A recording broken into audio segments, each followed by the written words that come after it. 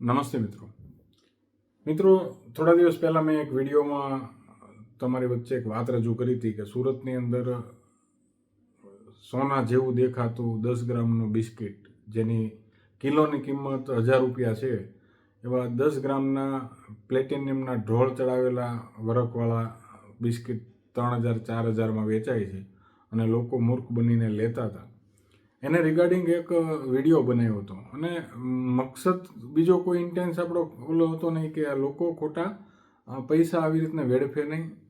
પણ હવે મિત્રો એક વિષય એવો સામે આવ્યો છે કે જે તમારી સામે રાખીએ ને તો તમને કોઈ એમ કે તમને કોઈ નકલી સોનું પધરાવી દીધું હોય અને અસલી કહીને, તો આ શક્ય છે ખરું? મિત્રો, આવું બહુ મોટા પાયે સ્કેમ થઈ ગયું છે અને એને આજે મારી સુધી તો મને તો બહુ લેટ ખબર પડી એમ ગણો તો પણ કહીએ કાંઈ, કારણ કે 2-2.5 વર્ષથી આવું બધું ચાલતું હતું. પણ એક્સપોઝ હમણાં ગ્રુપમાં બધું એવું કહેવાય ને, કોઈક છોકરી ભાગી ગઈ ગયું, પણ કોની ભાગી ગઈ ખબર નથી, એની જેવું છે થઈ ગયું છે. બહુ મોટા પાયે સ્કેમ થયું છે. કર્યું છે કોણે બધાને શક હોય પણ કોઈ કહે નહીં. થયું છે એવું મિત્રો કે એક મેટલ આવે, કિલોનો ભાવ એનો 15 લાખ રૂપિયા હોય અને એ મેટલની ખાસિયત એવી છે કે એ મેટલને ગોલ્ડની અંદર 100 ગ્રામમાં 10 ગ્રામ 15 ગ્રામ 1200 ડિગ્રીએ એને મેલ્ટ કરો તો એ મેટલ ગોલ્ડ જેટલું જ પ્યોરિટી બતાવે. એટલે ફર્સ્ટ ટાઈમ આવી જ્વેલરીની આપણને કોઈ ટંચ રિપોર્ટ કે કોઈ હોલમાર્કિંગ સેન્ટરવાળા પણ આને પકડી નથી શકતા પહેલી વારમાં. તો આવું જે સોનાના નામે તમને નકલી વસ્તુ વેચી ગયા હોય, અને આપણે સોનું એટલે સંકટ સમયનો સાથી સોનું, હીરાની તો 80-83 કરી નાખી છે. હવે આ સોના ઉપર એ લોકોનો વિશ્વાસ ઉડી જાય ને, એવી રીતનો એક આખું સ્કેમ બહુ મોટા પાયે 2-2.5 વર્ષથી ચાલ્યું છે. અને આપણી પાસે અત્યારે બહુ લેટ આવ્યું અને જે લોકોએ કર્યું છે બહુ દિલથી કર્યું છે. ઓલું કે ને લવલી મર્ડર, કે 100 ગ્રામની આ બધા જેને ગોલ્ડ પ્લેન ગોલ્ડ હેચવું છે. મને તો એક અધિકારીનું દયા આવે છે. એક બ્યુરોક્રેટ્સમાં એક અધિકારી છે, એ ગોલ્ડમાં રિશ્વત લેતા હતા. એની પાસે આવા સિક્કા અઘરી ગયા, ભગવાન કરે આ લોકોને આશીર્વાદ મળે કે આવા નકલી સોનાના સિક્કા આપ્યા હોય ને એને.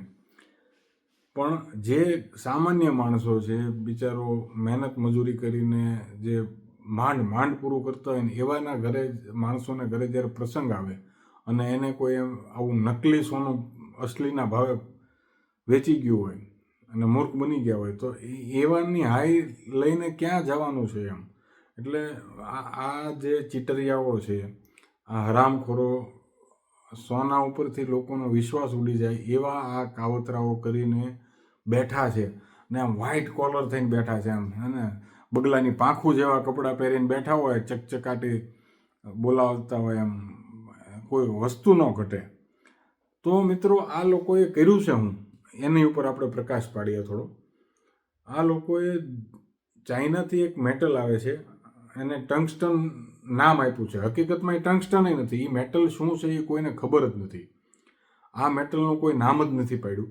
પણ જે લિંક જે સોર્સિસથી આવે છે, આ કિલોનું 15 લાખ રૂપિયાનું કિલો આવે ને, એ પ્યોરિટી એની ગોલ્ડની જ બતાવે અને એ આ ઓરિજિનલ ગોલ્ડ કરીને લોકોને કિલો મોઢે ઘૂસાડ્યું છે, કિલોમાં, ને ધોમ નોટો છાપી છે.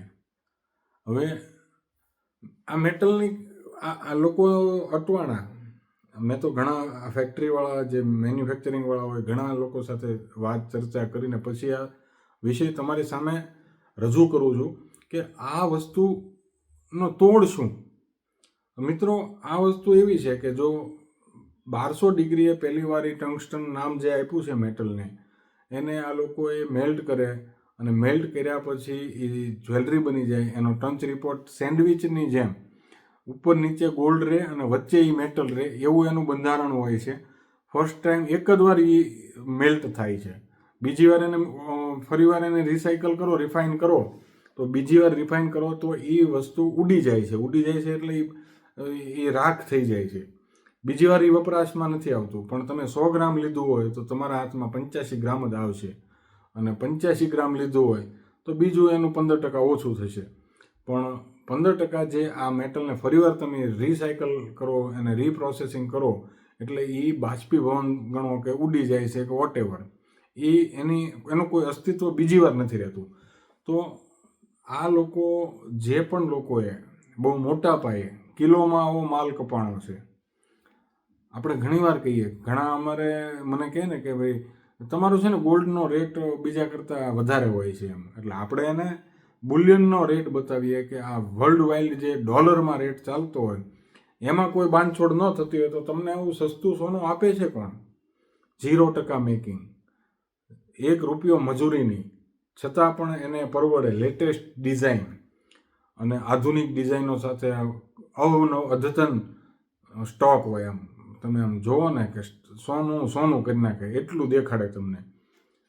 હવે 15 લાખના 1.5 કરોડ થતા હોય તો એ શું ન કરે? આ બહુ મોટું ગેપ છે. અમે તો 1000 રૂપિયાના 2.5 લાખની વાહે મતતા હતા, કોપર, ઝીંક ને નિકલની કમાણી કરતા હતા ને. પણ હકીકતમાં ખેલ તો આ લોકોએ પાડી દીધો છે, ચાઇનાવાળા પાસેથી જે આ મટીરિયલ જે લોકોએ લાવ્યા છે. અને મિત્રો, આનો હવે પાછું નામ આપ્યું છે આ બાંગ્લાદેશનું હોનું, બાંગ્લાદેશથી આવે છે એમ. પણ ચાઇનાથી બંધ થયું હોય, દુબઈથી શરૂ કર્યું વાયા આપણે ઝિમ્બાબ્વે, ત્યાંથી આફ્રિકા વાયા કરીને આ લોકોએ દુબઈથી ગુજરાત લાવ્યા. અને હવે આ વિષય, આ વસ્તુ બાંગ્લાદેશના નામે આ લોકો ખપાવશે. અને નકલી સોનાના બિસ્કીટો ઉપર લોનો લીધી છે, આ બેંકોને ટોપીઓ પહેરાવી છે. અને આની ખાસિયત મિત્રો એવી છે કે બીજી વાર તો આ ઉડી જવાનું છે. પણ જેટલા લોકોએ પહેલી વાર લઈ લીધું, હવે થાય કેવું કે અમારું બિલ લઈને આવજો, અમે 100% પૈસા આપી દઈશું તમને વગર કાપીએ. એટલે કસ્ટમર એ ખુશ થાય. પણ 100 વસ્તુ વેચી હોય ને એમાંથી 95 વસ્તુ પાછી નથી આવતી ને 5 આવે છે તો એને આપી દેશે પૈસા. તો પહેલી વાર તો બિલ સાચવજો, કારણ કે આ જ્યાંથી લીધું હોય છે ને ત્યાં જવા થશે. પણ આ વિષય, આ ચોરી, આ સીધી ખીચા કાપવાની સ્કીમ અને લોકોને ગોલ્ડ ઉપરથી વિશ્વાસ ઉડી જાય એવા આ ષડયંત્રકારોના જે કાવતરાઓમાં એ લોકો અત્યાર સુધી સફળ થયા છે. ને હવે છે ને આ ગ્રાઉન્ડ લેવલ ઉપર આ વાત અમારી સુધી આવી હોય એટલે છેલ્લે અહીંયા હું દિલ્હી સુધી આવ્યું હોય તો અમારે સાવ છેલ્લો ઓલો કેરો કહેવાય, ખેડૂતની ભાષામાં કહીને તો અમારો કેરા સાવ છેલ્લે આવે કે એમાં આવું પાણી આવ્યું હોય, અહીંયા સુધી વાત આવી હોય. તો આ લોકોથી બચવા માટેના ઉપાયો બીજા કાંઈ નથી કે બીજી વાર આને રિસાયકલ ન કરો ત્યાં સુધી તો પકડાવાનું નથી. અને જ્યારે પણ એરપોર્ટમાંથી આ લોકો લાવતા હોય ત્યારે એને કહી દે કે આ ટંગસ્ટન નામ આપી દીધું મેટલનું. હકીકતમાં ટંગસ્ટન તો બદનામ થઈ ગયું. આનું કોઈ નામ જ નથી આપ્યું. નામ આપે એને ખબર પડે તો આ લોકો આની મોનોપોલી ન રહે. એટલે કોઈ મોનોપોલી વગરનું કોકના આધાર કાર્ડ ઉપર આ લોકોએ ઘુસાડી દીધું અને કરોડો રૂપિયા કમાઈને બેસી ગયા. ને હવે છે ને શાંતિથી બેઠા છે, તમારું જે થવું હોય થાય. પણ એ લોકોએ નોટો છાપી લીધી છે.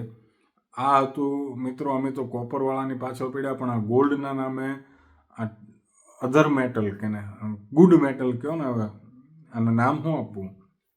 ગુડ મેટલ 15 લાખના તમે 2.5 કરોડ 1.25 કરોડ રૂપિયા કિલોના જો બનતા હોય તો આ બનાવવામાં જેણે પણ દિલથી પૈસા બનાવ્યા છે ખોટું કરીને, ભગવાન એને વ્યવસ્થિત બિલથી સજા આપશે.